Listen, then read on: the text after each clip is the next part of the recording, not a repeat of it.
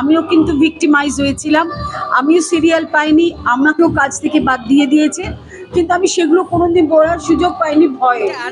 আর ভীষণ মানে এটা যারা করতে হবে না, ডমিনেট হ্যাঁ, করতো তারাই তারা বলে দিত যে এই এটা কাজ করবে, করবে, এ কাজ করবে না, ওকে নিন, একে নেবেন না, আমরা সেটা অভিনেত্রী, ভীষণই আমরা কাজ করতে এসেছি, ম্যাচিউরিটি হবে, বয়সটাও বাড়বে, সেরম চরিত্র পাবো, মনের মতন কাজ পাবো। দাদাগিরি চলতো, তো সেই দাদাগিরির জন্য আমরা কেউ কোনো কথা সেই বলতে পারবো না। সময় যদি বলতে যাই, হয়তো আমাদের বাড়িতে তো বাড়ির পরিবার আছে, তারপরে ধরুন আমাকে অনেক শো করতে যেতে হয়, কখন কোনো রকম যদি দুর্ঘটনায় পড়ি। কিন্তু এখন তো একদম নির্ভয়ে যাচ্ছি, 12টা 1টা 2টোর সময়ও বাড়ি ফিরছি। আগে যেমন ফিরতাম না, এখন শো করে কিন্তু ফিরছি।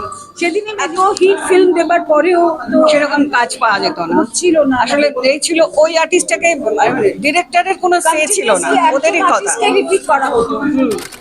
না, এখন এই মুহূর্তে আমার ছোট বউয়ের কথাই মনে পড়ছে, কারণ এমন এমন সমস্ত ঝগড়ার সিন থাকতো, আর যেগুলো মনে হতো যে ওকে না বললেই ভালো হয়, দুঃখ পাবে, আর ওরও মনে হতো হয়তো যে এটা দীপা যে চরিত্রটা করেছি সেটাতে এটা না বললেই ভালো হয়, কিন্তু কি করবো, বলতেই হতো। আর পরে অনেক মজা পেয়েছি। দিদি, এখন পালা বদলের আবহে এরকম একটা অনুষ্ঠান করাটাও ভীষণ কঠিন। কি বলতে চাইবো, সবাই এক জায়গায় হয়েছিল। পালা বদল বলতে রাজনীতির কথা এসে যাচ্ছে। রাজনীতির কথা নাই বা বললাম আজকে আনন্দের দিনে, কিন্তু যেটা হচ্ছে সেটা ভালো হচ্ছে, হ্যাঁ, ভালোর জন্য আর যেটা হবে সেটাও ভালোই হবে। এত দুর্নীতির মধ্যে আমরা থাকবো না, আমরা হাঁপিয়ে উঠেছিলাম। আর আমি অনেক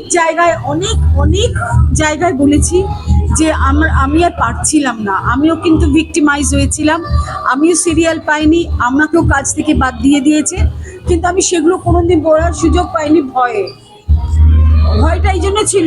আসলে দাদাগিরি চলতো, তো সেই দাদাগিরির জন্য আমরা কেউ কোনো কথা সেই বলতে পারবো না। সময় যদি বলতে যাই, হয়তো আমাদের বাড়িতে তো বাড়ির পরিবার আছে, তারপরে ধরুন আমাকে অনেক শো করতে যেতে হয়, কখন কোনো রকম যদি দুর্ঘটনায় পড়ি, সেই ভয়টা তো ছিলই। কিন্তু এখন তো একদম নির্ভয়ে যাচ্ছি, 12টা 1টা 2টোর সময়ও বাড়ি ফিরছি। আগে যেমন ফিরতাম না, এখন শো করে কিন্তু ফিরছি। সেদিনই মেদিনীপুরে শো করে এসেছি।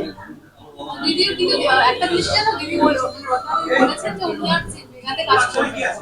হ্যাঁ, আমি শুনলাম সেটা, কিন্তু জানি না কেন। না, মেগা কেন কাজ করতে ভালো হয় না, বলতে বললাম ওই যে অনেকক্ষণ ধরে বসে থাকতে হয় না, ওটা আর ভালো লাগে না গো, সেই জন্যে করবো। আমার মনে হয় ধৈর্য থাকে না বোধ হ্যাঁ, হয়। আর বয়সটা বাড়ছে তো, আর বাচ্চা তো নেই, সেই জন্য। আর বয়সটা সবারই আছে। এই যে পালা বদলের সময় এরকম একটা অনুষ্ঠান যেখানে আমাদের আর্টিস্টরাই রয়েছে, তবে সেখানেও পালা ছোড়াছুড়ি চলছে। দেখতে পাচ্ছি ছোড়া না, এগুলো খুব বাজে, এগুলো ঠিক না। এগুলো ছাড়া যেটা হবে, আমার মনে হচ্ছে ভবিষ্যতে যেটা হবে সেটা খুব ভালোর জন্যই হবে, আর ভালো হবেও। আমরা সেটা আশা নিয়ে আছি বেঁচে, সেটা যেন দেখে যেতে পারি আমরা। কোন কোন বিষয়গুলো একটু বদল ইন্ডাস্ট্রিতে আপনাদের কাজ করাতে যেটা হচ্ছে, প্রথম ছিল একটু দাদাগিরি ছিল সব ব্যাপারে, ওই দাদাগিরিটা আর নেই। আর ভীষণ মানে এটা যারা করতে হবে না, ডমিনেট হ্যাঁ, করতো তারাই বলে দিত যে এই কাজ করবে, এ কাজ করবে না, ওকে নিন, একে নেবেন না, আমরা সেটা অভিনেত্রী, ভীষণই আমরা কাজ করতে এসেছি, হ্যাঁ। আমাদের আস্তে আস্তে ম্যাচিউরিটি হবে, বয়সটাও বাড়বে, সেরম চরিত্র পাবো, মনের মতন কাজ পাবো। সেটা তো ছিল না। এত হিট ফিল্ম দেবার পরেও তো সেরকম কাজ পাওয়া যেত না, ছিল না, আসলে এই ছিল ওই আর্টিস্টটাকে, ডিরেক্টরের কোনো সে ছিল না, ওদেরই কথা। রিপিট করা হতো, তাই না? সেই ভালো লাগছে, সেই জন্য তো আসলে দেখা সাক্ষাৎ কম হয় তো, হ্যাঁ।